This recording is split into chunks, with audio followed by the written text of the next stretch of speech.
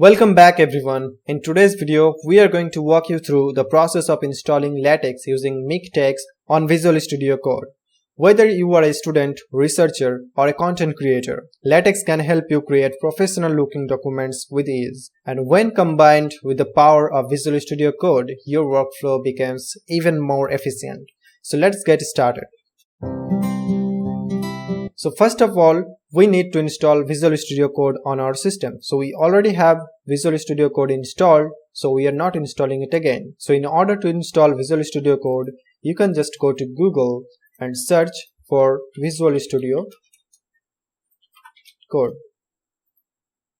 And then just click on download and then download according to your operating system. Step 2. After installation of Visual Studio Code, we will go to install LaTeX Workshop extension on Visual Studio Code.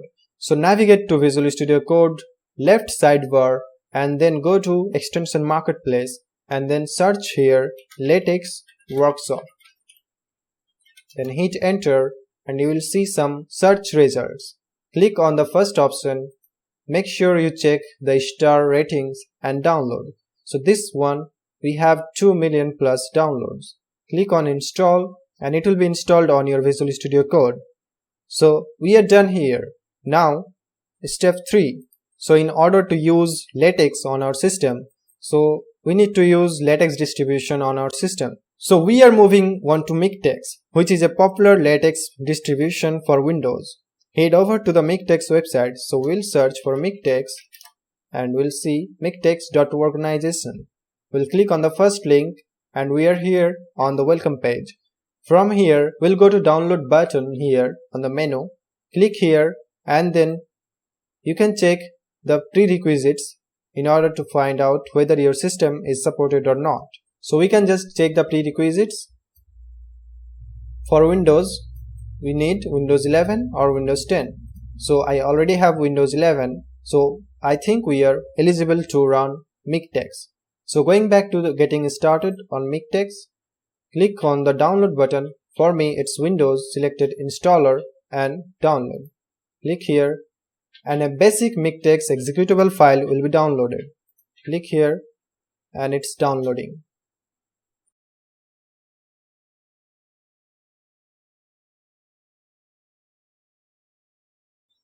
So our installation basic MiKTEX executable file is downloaded. We can click here or we can access it from the download folder. So let me refresh it again. So we have this installation executable file. We can double click on it to open, or otherwise we have already opened it, you can see. So we have to accept the terms and condition. You can read the conditions and then click on next. Then install MiKTEX only for me, or you can install for everyone who uses this computer. So it depends on you which option you want to choose. Then next, then again next. Here you can change the installation directory, but I would recommend you to not to change it. Make sure it's being installed on your C drive. Then next, and then you can choose your preferred paper size, which is A4 by default, or you can choose letter size, but I will keep it A4. Then install missing packages on the fly. You can select yes, no, or ask me first. So here I will select ask me first and I will continue. Next. Then again start the installation. It will take you a few minutes.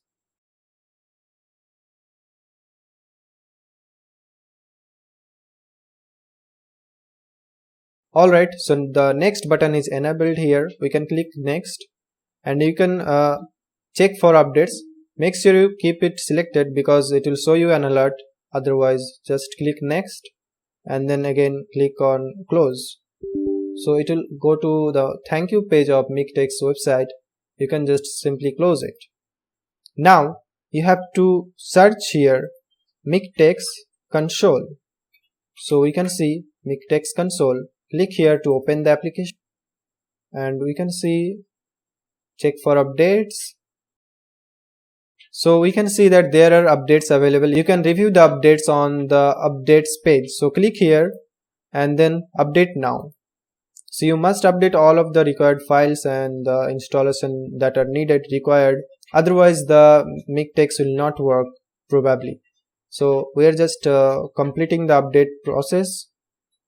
It will take you merely 1 or 2 minutes, and you are good to go.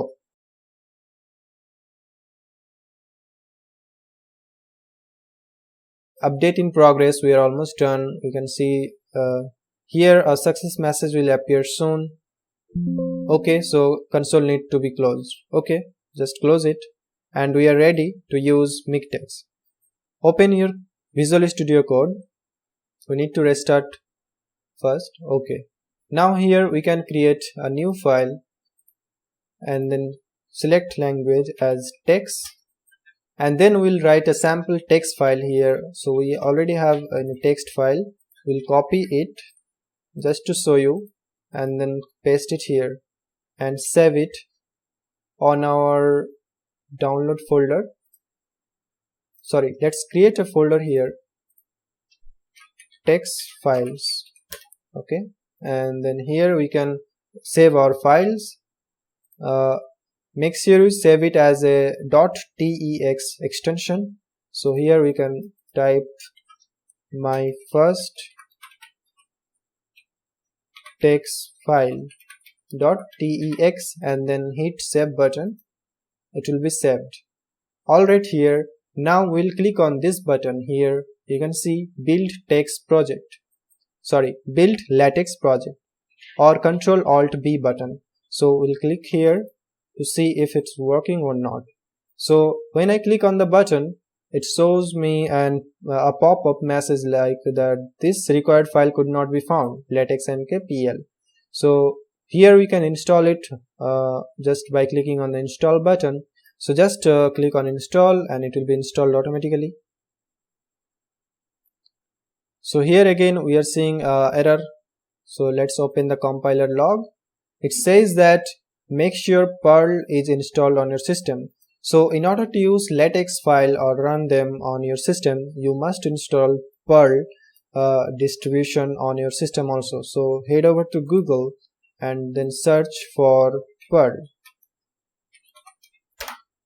Click enter and then go to the perl.org website and then download and get started. Then select your operating system, get started, and Strawberry Perl is recommended. So just download Strawberry Perl, click here and it will download a file. Okay, according to your device, choose the 64-bit or 32-bit. We have 64-bit device, so we are selecting this 64-bit MSI and click here and save. So it will be downloaded. It will take a few minutes. So it will take you a lot of time or just a few seconds if you have a good internet connection. It's a must for using or running LaTeX file. Strawberry is a must, Strawberry Perl. So the Strawberry Perl is installed on our system. We can access it from our download folder. Refresh it and we can see Strawberry Perl MSI. Double click on it to open the executable file and then proceed with the installation. Next, accept the terms in the license agreement. Next, keep the location as C drive and then next, click install to begin the installation. Okay, installation, yes, okay. Validating install. It will be installed on your system. It will not take a lot of time. Relocating, registering, okay. Now we can click on the finish button, just finish. The installation is done. So we'll go back to Visual Studio Code and we'll close the file and open it again. So now click on the run button to see if it's working or not. So I click on the run button and you can see run number 1 of rule PDF LaTeX, running PDF LaTeX. So it's running and we can see the terminal output here. Okay. So it says that my first text file log and these are the log file you can check, and this is our PDF file that is generated from this document. So we can copy the file name and we can see we can find the actual PDF file on where this text file exists, and we can also see the location where the file is saved.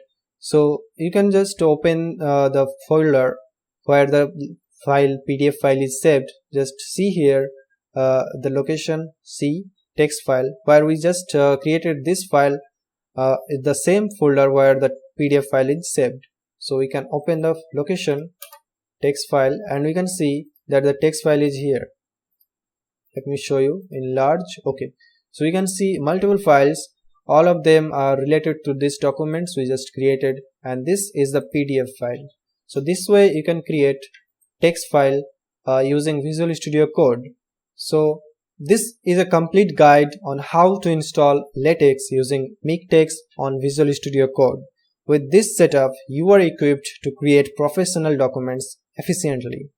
If you found this tutorial helpful, don't forget to give us a thumbs up and consider subscribing for more tech-related content. Thanks for watching and happy LaTexing with MiKTEX on Visual Studio Code. Have a good day. Bye bye.